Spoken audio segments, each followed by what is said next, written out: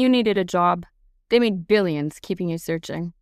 Mapping the litigation landscape of online hiring, one company at a time. Hi, my name is Sarah Trimble.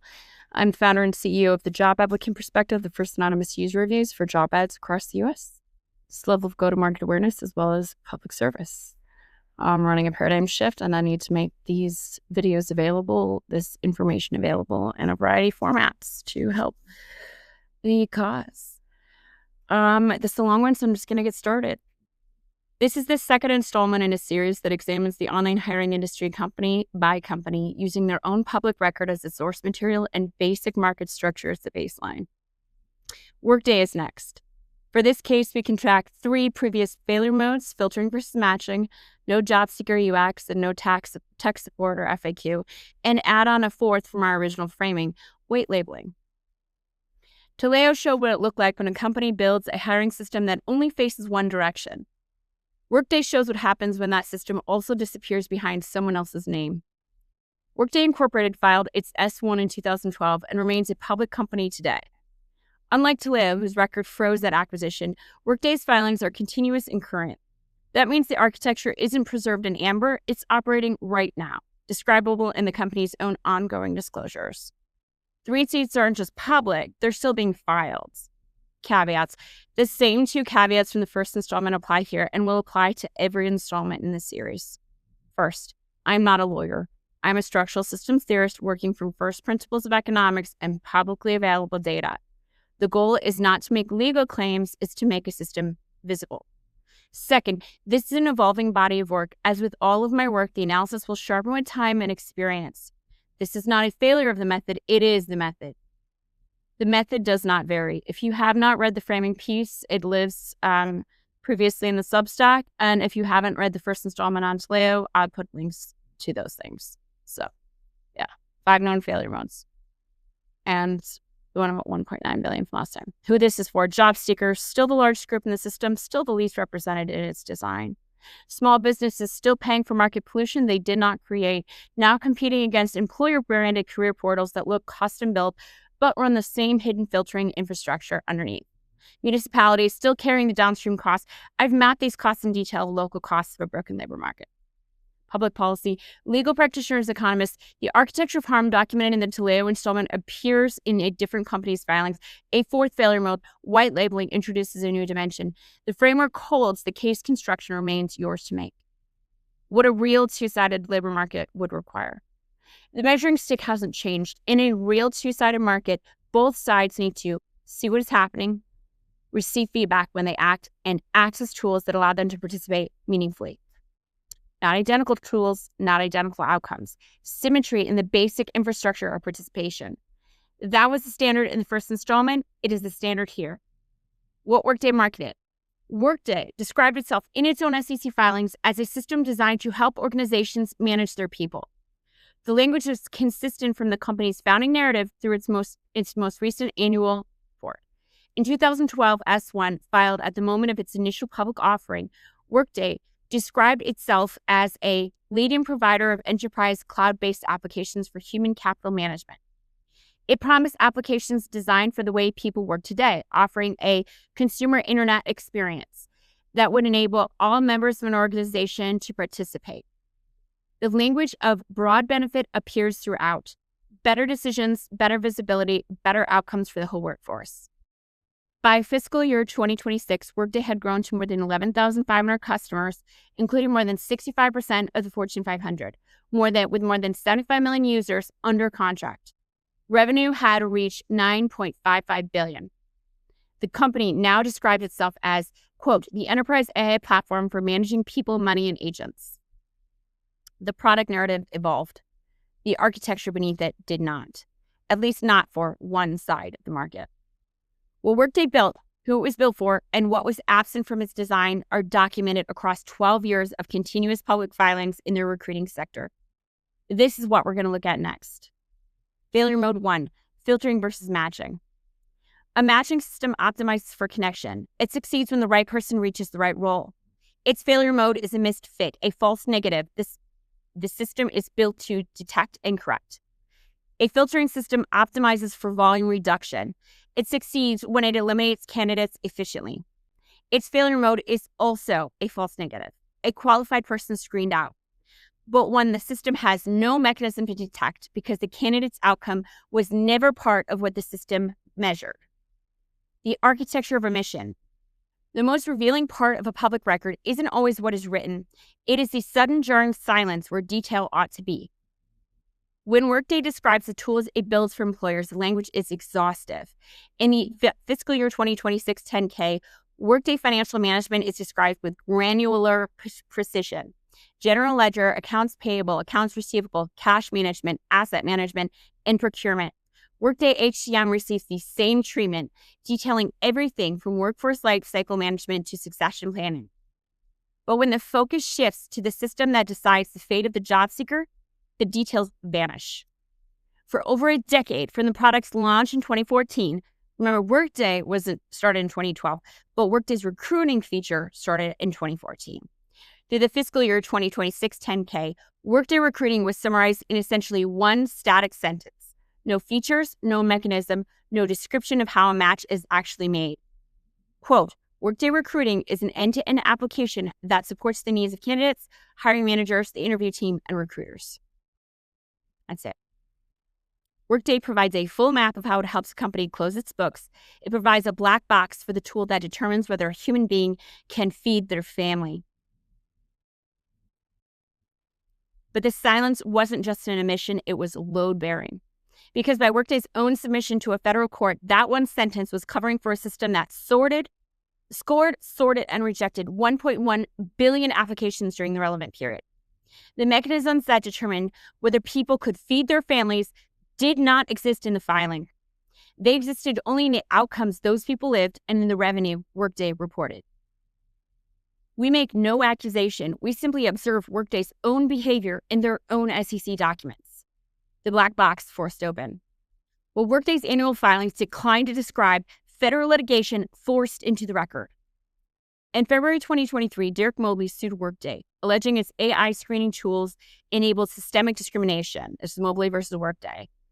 I found out how to use Court Listener. Pacer cost my Court Listener was free. While the court has not yet ruled on the merits, its 2025 collective action certification order contains a reveal that the SEC filings never did. Workday's own description of its hidden mechanism. In discovery, Workday admitted its Candidate Skills Match, CSM, uses AI to parse resumes and score applicants on a 5-tier scale: strong, good, fair, low, pending, and unable to score. According to Workday's own court submissions, 1.1 billion applications were rejected using these tools during the period at issue. Beginning, and I put the date there, September 24, 2020, until March 7th, 2026, they were collecting people.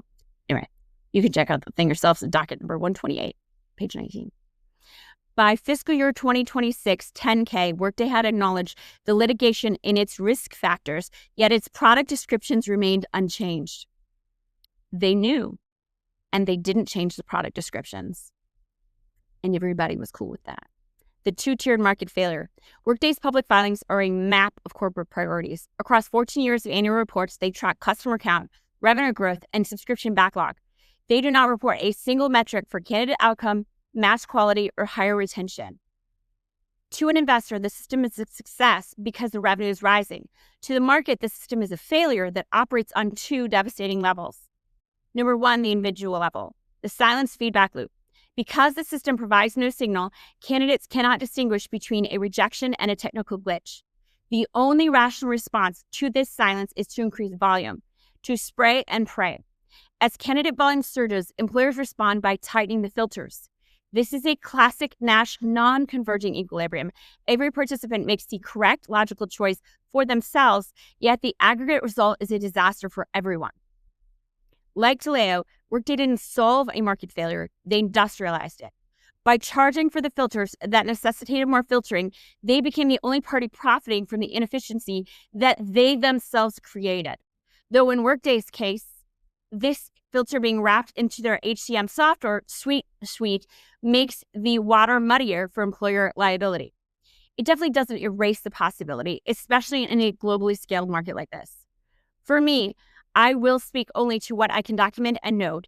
that intent isn't required for impact. Systemic negligence combined with training, education, roles, and responsibility to know what should have been done to make a two-sided market work certainly seems to be part of the story, regardless of how convenient any HCM was. Number 2, the market level, the pollution of Main Street. The failure does not stay inside Workday's ecosystem. Small businesses on Main Street who don't use the tools and didn't cause this problem are the downstream victims. They are forced to absorb the flooded low-signal application pools generated by enterprise filters. They're paying for market pollution they cannot control and cannot trace. Taleo gave us the blueprint for this structure. Workday shows us the scale. One system couldn't tell you what happened. The other system was scoring and ranking 1.1 billion applications. 2 companies, 2 records, 1 pattern of industrializing market failure. Failure mode 2, lack of job seeker UX. Imagine a food court where every refrigerator has a digital sensor, every crate of produce is GPS tracked from the farm to the loading dock. The owners can tell you down in the milligram how much raw material is sitting in the pantry. But there are no menus and no order numbers. The chefs are under no requirement to actually cook anything. They don't profit the more the customers they serve. They profit more the longer they can plausibly delay serving the customers. The system tracks inventory but refuses to track delivery. Workday's system operates on this exact architecture of exclusion. Across 14 years of SEC filings from the 2012 S1 to the 2026 10K, the company describes an ever-expanding universe of support for the employer. 24/7 global case management, success plans, and Workday community portals for collaboration. The candidate is nowhere in the architecture. This absence isn't an oversight. It is a revealed preference that eliminates 2 common excuses. Number 1, if candidates were stakeholders, the UX would exist. Any professional trained to evaluate vendor performance knows to measure both ends of a pipeline. You do not audit logistics contract by asking only the shipping company if the packages arrived. Yet employers running sophisticated vendor evaluation processes backed by investors who funded those evaluations accepted a decade of silence from the candidate side as normal operating condition. They were not paying for human capital management. They were paying for the perception that they were not accountable to the human job seekers they relied on for the two-sided foundational marketplace to function. The perception of lack of accountability. That's what I'm saying. If talent were the product, UX would exist. You do not run a factory without measuring the input. The absence of any candidate-side infrastructure doesn't just indict Workday, it indicts every employer who used it. Because if you were genuinely concerned with efficient delivery of high-quality talent, you would have demanded to see the other side of the pipe. You didn't. You are the paying customers in a two-sided market.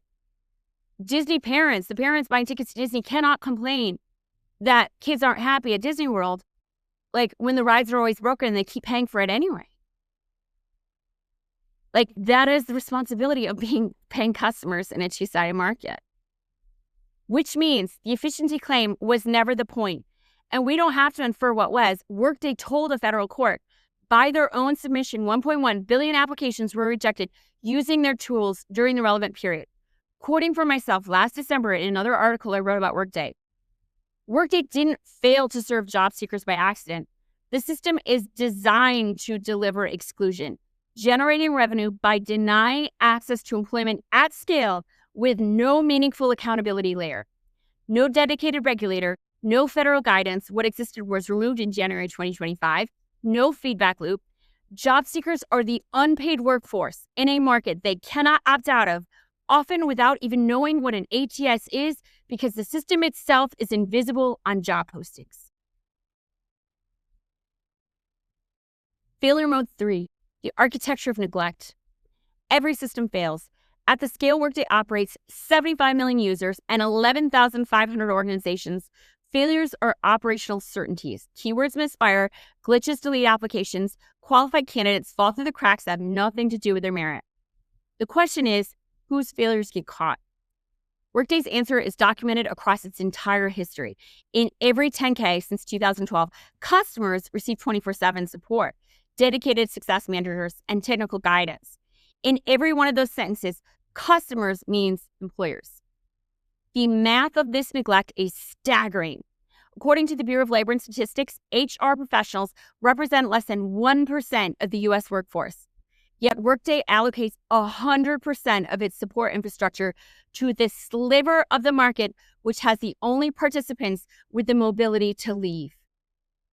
The candidate, the person trying to feed their children via a Workday-powered system, does not appear in the support section, not as a secondary audience, not as a future roadmap item.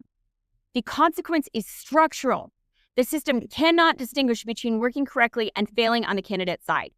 This is not a resource constraint. With $9.5 billion in revenue and 21,000 employees, it is an allocation.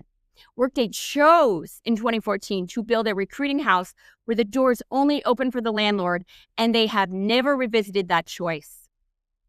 Failure mode 4, white labeling, information asymmetry as a premium feature. White labeling is the mechanism that makes the first 3 failure modes impossible to escape. In economics, information asymmetry is a market failure where one side knows the truth and the other side is kept in the dark. George Akerlof's 1970 Nobel-winning paper, The Market for Lemons, warned that when buyers can't distinguish between a good car and a lemon, trust collapses and the market eventually fails for everyone. Akerlof wrote this as a warning. Workday sold it as a premium feature. The first 3 failure modes establish a system with no candidate support, no feedback loop, and a hidden scoring mechanism. A rational job seeker might choose to route around such a system to exit the transaction. But Workday's architecture was designed to ensure that you never know who you're dealing with. Through white labeling, any employer can deploy Workday under their own brand. When you apply, you see the employer's logo and the employer's colors. The vendor scoring you as low or unable to score is nowhere visible. The system processing your ability to pay rent and feed your family is hidden behind a mask. The 2025 acquisition of Paradox, a conversational AI agent, makes this ensure concrete. The candidate interacts with what appears to be a friendly employer chatbot. In reality, they are feeding data into Workday infrastructure they have no way to identify. This eliminates the only thing that disciplines a market: exit. In a standard marketplace, an informed buyer can choose not to participate. In a labor market, participation is not optional. You apply because the alternative is not eating. By making the infrastructure invisible, Workday ensured that even if you knew the system was rigged, you couldn't find the door. Akerlof assumed a buyer could at least see the car. Workday built a market where the car is invisible, the dealer is masked, and the buyer is starving. They took a documentable market failure and filed it with the SEC as a configurable asset. You cannot hold a system accountable if you aren't allowed to know it exists. Tailing the distributed failure costs, failure modes 1, 2, 3, and 4. Job seekers, the ghost hour tax. Scaled. The ghost hour tax is introduced in Chileo installment. The mechanism is the same here. Every application submitted into silence represents uncompensated labor. Time spent researching, tailoring, submitting, waiting, following up, and receiving nothing back. That labor has value. It was transferred to the system without compensation, without consent, and without the job seeker knowing who was receiving it. Workday represented to a federal court that 1.1 billion applications were rejected using its software tools during the relevant period. The number appears in Workday's own opposition brief, submitted not as an admission of harm, but as an argument that the class was too large to certify. Yeah. Because the harm was so much, you couldn't do anything about it. The court disagreed. Let us apply conservative assumptions transparently. In the Chileo installment, we measured the cost of a single application of submission, the time a job seeker spends completing one application that disappears without response. That figure was conservative by design: 30 minutes, one input, one silence. Given the scale and scope of Workday's operation, the addition of another failure mode, and its implications, we estimate conservatively 3 hours per application cycle: researching, tailoring, submission, waiting, and follow-up. We welcome more rigorous measurement of a number the industry was never built to track. These are not competing numbers. They are measuring different things. The Chileo figure captured the cost of a single vanishing input. The Workday figure captures the cost of operating inside a system designed to be invisible. And again, I'm aware these are back of the napkin math here. We're talking about scale, not precision at this point. Magnitude. We apply the 2024 U.S. median hourly wage of approximately $22 as reported by the Bureau of Labor and Statistics. 1.1 billion applications times 3 hours times $22 is $72.6 billion in uncompensated job seeker labor. This is a floor. It is conservative in every assumption. Even if we say that this 5-year period was the only time this cost had applied and not over the life of Workday's recruiting features, it does not account for what economists call the opportunity cost of unemployment time.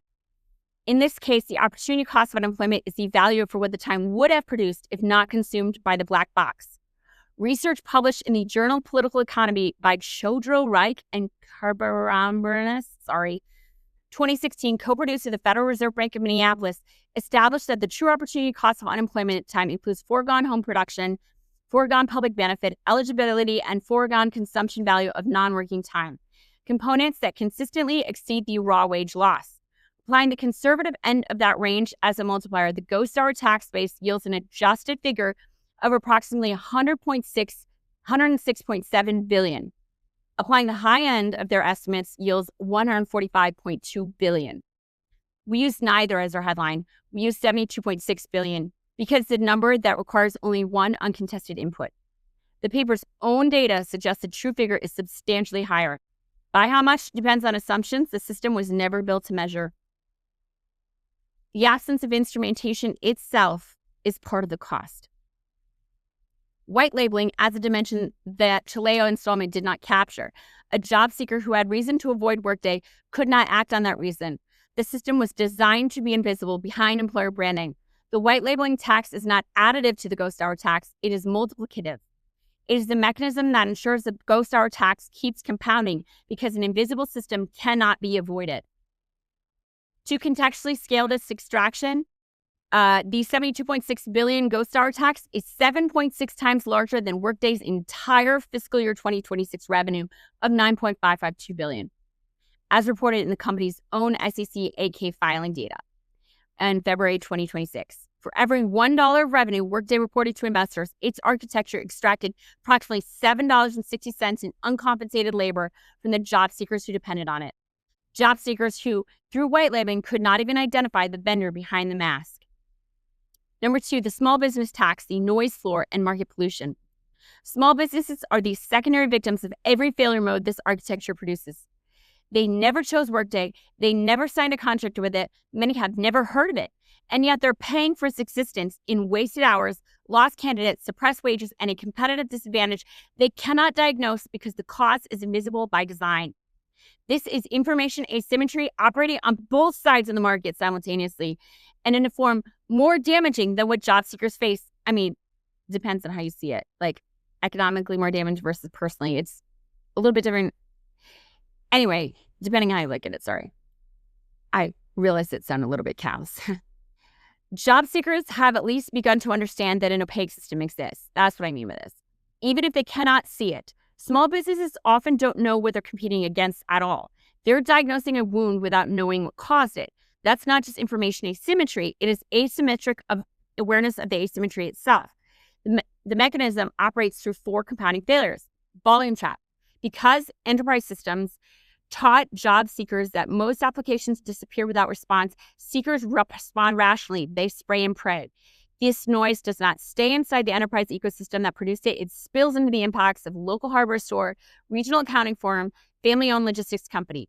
The small business, no dedicated HR department, no algorithm, no bot is now manually filtering 300 low-intent applications for a single role. The enterprise used a machine to produce that noise. The small business uses a human to absorb it. The labor of sorting has been transferred from the party that caused it, the problem, to the party least equipped to handle it, at zero cost to the party that caused it. The cost is measurable. If an enterprise surge forces a small business to spend 10 extra hours per week filtering low signal applications, that firm loses roughly $15,000 to $25,000 per year in owner or manager productivity. According to the U.S. Small Business Administration, there are approximately 33 million small businesses in the U.S. If only 10% are actively hiring at any given time, that is 3.3 million firms absorbing this cost. At $15,000 to $25,000 each, the market pollution tax on small businesses could reach $49.5 billion to $82.5 billion annually, before accounting for talent loss, access cost inversion, or benchmarking blindness. The access cost inversion. The noise doesn't distribute evenly. Enterprise brands keep postings. When a daycare in Springfield, Wisconsin posts a $14 an hour opening on the same platform, it drops below the fold within days for a high turnover role that needs filling now. When Amazon does it, everybody can see it. When a daycare in Springfield, Illinois or Springfield, Wisconsin, it'll go away in just a little bit. So the daycare pays $50 a day to stay visible in a market made noisy by systems and had no part in building, but the wage cannot absorb the cost. Flat wages drive turnover. Turnover drives them back to the platform next month, paying again. The enterprise system created the noise that made visibility expensive. The small business pays the premium. The platform collects it. The loop closes on the small business every time. The local labor drain. A candidate spending 20 to 30 hours a week navigating ATS systems is less available for the summer job at the local restaurant, the apprenticeship at the regional contractor, the part-time role at the independent retailer. And it's not always whether it will take X candidate that long, it's that they perceive it will. They perceive employers and institutions neither care nor are gunning to help, and thus college students over the summer wanting the full-time job eventually act accordingly. The time costs imposed by large-scale filtering pulls labor attention out of adjacent markets entirely. Small businesses competing for that attention are not losing to better employers. They're losing to a system that has captured candidate time and redirected it towards enterprise volume with nothing left over for local market clearing. Just think about it. If you're a college student, you want that full-time job. You need that, $80K a year job. If you have to work 40 to 50 hours a week to get that job because you have 40, 50 hours a week applying, because that's how much to take. People are doing thousands of applications per interview. Benchmarking blindness, the information asymmetry no one named. A small business posting role is competing against the enterprise running Workday behind a customer-branded careers page. The small business cannot see that an AI screening system exists on the other side. It cannot see what it's optimizing for. It can observe the outcomes, the flooded inboxes, lost candidates, rising time to hire, but it cannot diagnose the cause, because the cause is hidden behind employer branding. This is Akerloft's market for lemons running in reverse. Small businesses cannot signal that their process is human, responsive, and direct. Candidates cannot distinguish a genuine human process from an algorithmic run. So candidates default to whoever responds first. Statistically, the enterprise with automated pipeline management. Small businesses get selected against, not because they're worse employers, but because they're invisible as a category. The market for genuine human hiring degrades exactly as Akerloft predicted. Quality cannot be distinguished from noise, so quality exits the market. It's why people go to Facebook anymore, because the main players are so harmful. White labeling is the mechanism that creates and maintains this asymmetry. If candidates could see this application enters an algorithm, this one goes directly to an owner, they could choose. That signal does not exist, and the small business usually doesn't know it's missing. Job seekers have developed full knowledge that ATS exists. Small business owners are frequently still solving an algorithm problem with human solutions. They don't take information from the workforce. So they don't, and institutions aren't saying it out loud, small businesses are running in the dark. They just go to job postings, referral bonuses, job fairs, unaware that the structural condition they're navigating was created by a vendor they never contracted with and cannot name. That is the full weight of benchmarking blindness. It's not merely that small businesses lack data, it's that they lack awareness that the data exists at all, that it's being withheld, and that the withholding is by design. And who are they going to blame? This is feeding the cycle of anger that job seekers have to small businesses, feeding the cycle of anger that small businesses have to job seekers, and it's all because the actual information is being hidden. Municipalities, number 3, the downstream carry. Job seekers and small businesses absorb the direct costs. Municipalities absorb what neither can contain. I've mapped this in detail in the local costs of a broken labor market a few months ago, back in August.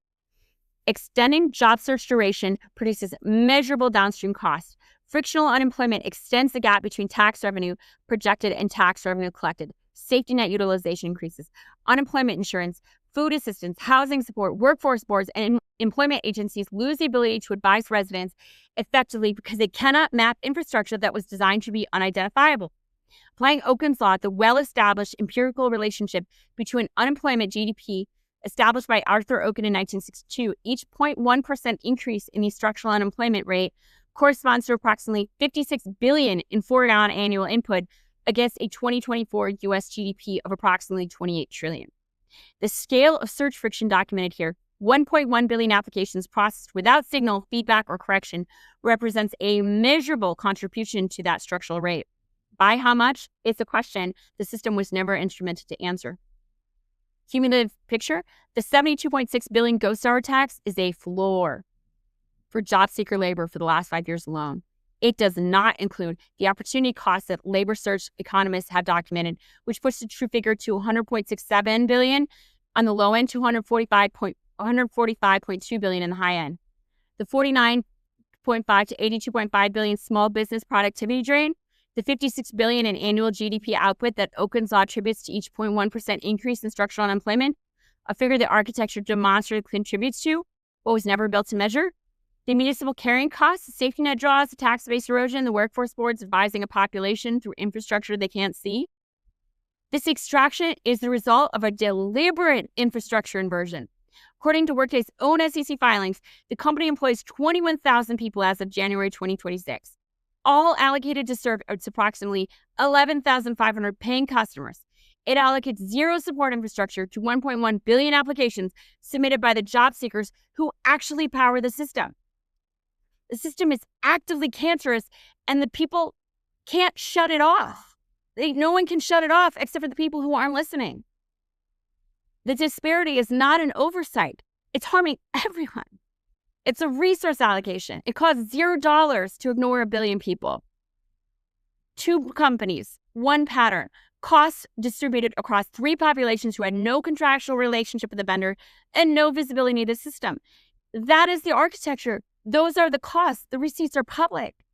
Check the research. The failure mode described in this analysis draw on the same foundational works referenced in the Taleo installment. These are not novel observations. They're the kind of work that basic due diligence for a coordination market would reference. George Akerloff's Market for Lemons, John Nash's Non-Cooperative Games, Richer and Tourol on Platform Competition in Two-Sided Markets, System Design and User Infrastructure from Nielsen, talking about usability engineering. The ISO, Human-Centered Design for Interactive Systems, ACM Code of Ethics and Professional Conduct, Gabriel Chadro and Reich and Lucas Carper-Barnes. I'm so sorry about your names. Apologies for butchering that. Also, U.S. Equal Opportunity Employment Opportunity Commission, Mobley versus Workday. The SEC filings in this analysis are from Workday, several of their 10Ks. I put the listings here. The Job Applicant Perspective is the company producing this series. We built and designed candidate-side infrastructure for the survival market that was never built. Seriously. TJAP is not a better job board. We are not selling matches. We're selling trusted ground for the market to walk on. Taleo showed us what it looked like when a system gives candidates no signal. Workday shows what it looks like when candidates can't even identify the system giving them nothing. You cannot hold accountable what you cannot name. TJAP starts there with naming. The online labor market is a supermarket that profits by hiding the food. The people who built it, who stock the shelves and watch the aisles, all have a financial relationship with the confusion. They will tell you the store works fine. We are not interested in their account. We draw our signal from outside institutions. We trust Bayesian reputational statistics and the only actor in the marketplace with no incentive to lie, the job-seeking workforce itself.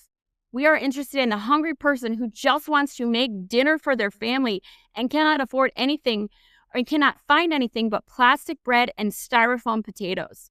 They have no stake in the system. Their only goal is to find the food and go home. They don't make more money the longer they spend there. Everybody else does. Everybody else has a financial incentive to throw job seekers under the bus. Literally. They get paid more if it's not their fault. And who's the best person to blame it on? The person who isn't allowed a structural voice, right? I mean, let's be real. Humans are who they are. That's the unbiased signal in the market. The person trying to leave it. The person who doesn't want to spend time there, who doesn't profit from spending time there. At the job and applicant perspective, we are here to correct the ultimate digital delusion. The market is not the employer. The market is not the employer. The market never needed the silence of the workforce to function. Like in the newspaper era, it needs their fiery professional voice. Job seekers weren't silent with the market up until it went online. Suddenly, their silence was required, and suddenly the market started collapsing. Fascinating. Wild how markets without discipline collapse. It's weird. It's like we all knew that. Workday is not an isolated case. It's just the second one we've examined. The same architecture document in the Taleo installment appears in a different company's filings across different timeline under a different business model. And Workday adds a fourth failure mode that, Taleo's record didn't make visible, white labeling. The system that doesn't serve the candidate is also a system the candidate cannot identify. The asymmetry is not just architectural, it's designed to be invisible. 2 companies, 2 sets of public filings, 1 pattern. The series will continue working through talent companies one by one. If there's a company you want added to the list, send it. The set list is long, but we take requests. Yeah, so that's it. Please stop by the job applicant perspective, like, follow, share, repost. The next one is going to be on success factors, and then I'm doing ZipRecruiter after that, moving to job boards after I set the pattern with the ATSs. It's everywhere. So thanks. Have a good one.